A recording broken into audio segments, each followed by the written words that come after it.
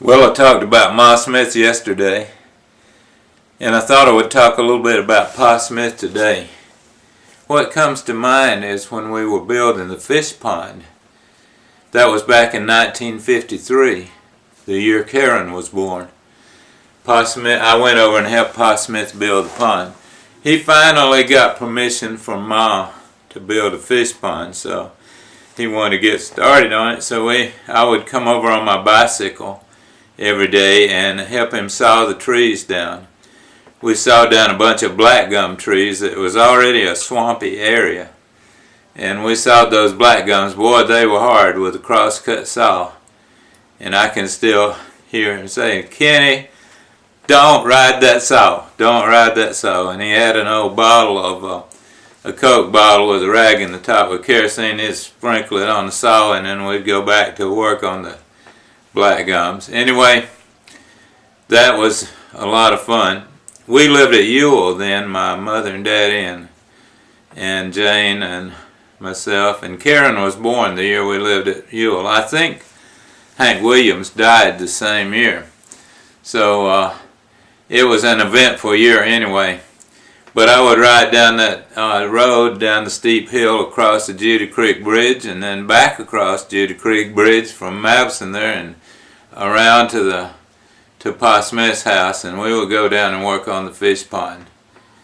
Anyway, he had finally gotten permission from Ma Smith to build the fish pond. They talked about it for years beforehand, but he got permission to build it, and we went ahead and did that. And it was so interesting.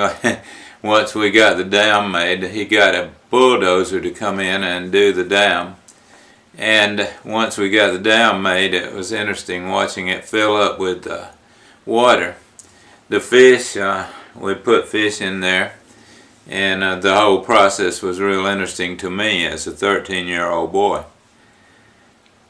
The fish pond is built in a spot. There was an old swampy place there, and there was a road, old farm road that went across to the back field back there.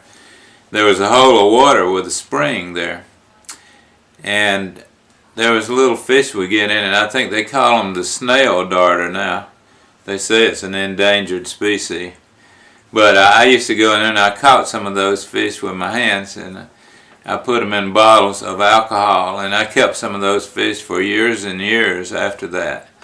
So that's another thing that took place where the fish pond is located there. Further back up in the woods, before you get to the fish pond, back toward where Pam and Janet's house is today, Daddy and some of his friends decided to dig a swimming pool. So they dug a place, and there was a spring in it, and so it filled with water. And there, I saw that place was there for years and years and years. I used to go back there and look at it. It was like a spring, and it was a round place of water.